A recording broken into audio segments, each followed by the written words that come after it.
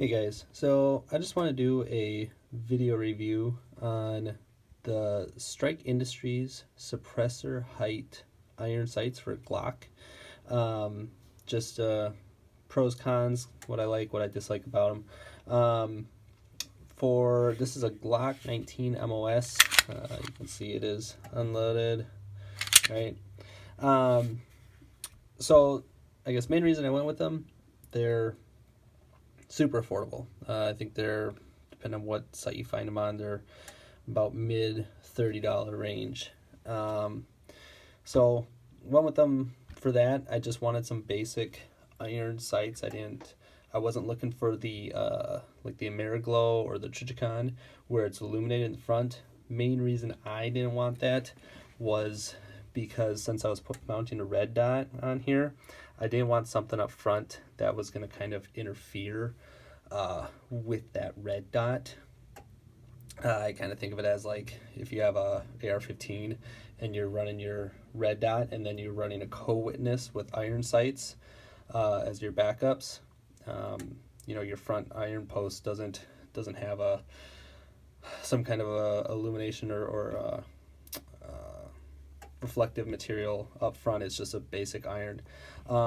With these ones, they do have the option, you can put like a paint or something in there. Some people I think I've seen use fingernail polish or whatever. I just did honestly like a little permanent marker. I just did a little tiny silver dot right now just to kind of help pick it up a little bit, but it doesn't overly interfere with the red dot when I'm running that.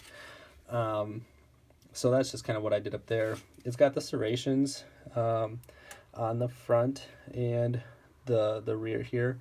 They run that, so they say to help kind of keep down with like reflection in certain lighting.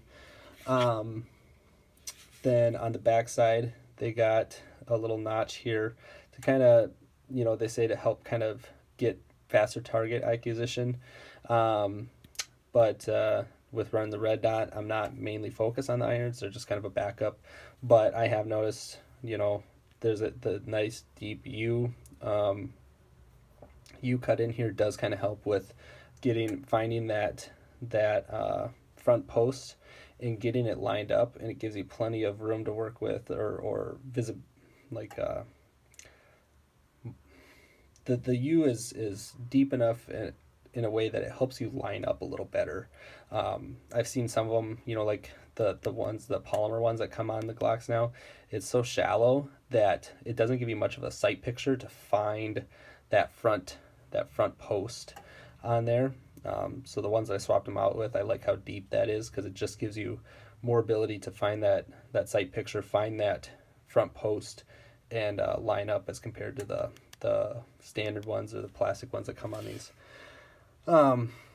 For this isn't an install video obviously, but just as far as the install goes, the front post went on really pretty easy.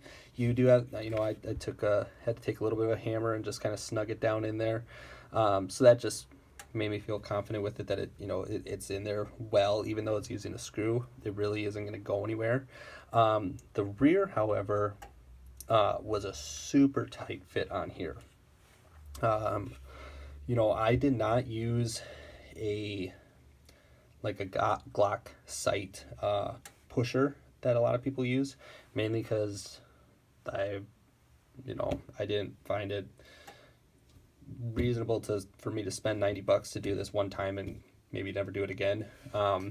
So I actually just used a punch and a driver, and obviously the OEM one came out really easy because it's polymer. This one was super tight, and I actually found that I had to grind it down just to get it to fit.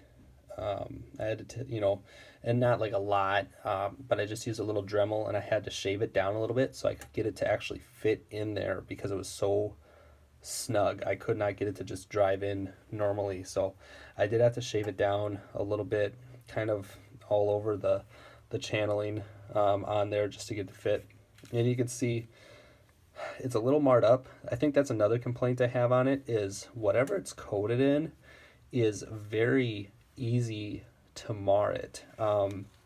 Because initially when I was trying to drive it, I was using more like almost like a nylon punch to try to avoid any damaging to it, or marring. And even that nylon was marring the finish of it.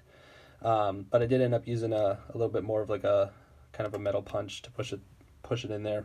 But I didn't, again, that's why I had to shave a bunch down, because it was getting to the point where I was like, I didn't want to damage anything with how tight of a fit it was. So I did shave it down a little bit, not so it was loose, but so that it was able to go on. They do technically have a Allen screw that goes in there with a Loctite on it to help hold it. However, with how tight it still went on, I probably did not even need it all. I just put it in there so I wouldn't lose it. Overall, I do like them because they code witness really well with the RMR that I'm running on top right now. So for a code witness setup with them, they code witness really, really nice with it. They feel really, really durable, strong. It is a stainless steel, it says, with a coated finish. But overall, I'm happy with them. I've been running them for a while now, and I wouldn't say I have any complaints about them. So if you're looking for something cheap and reliable, as of right now, I don't see anything wrong with them. But like I said, the main reason I went with them as well, not only for price, is I did like the idea of the standard black out front rather than some visible dot that would interfere with my primary optic that I'm running on there. Again, kind of thinking like an AR-15 co-witness with a red dot setup idea. So, but yeah, if you're looking for something reliable and budget friendly, I would recommend them. I bought these out of pocket. This is by no means anything that they sent me or anything like that. But yeah, if you're looking for something nice, I would recommend these.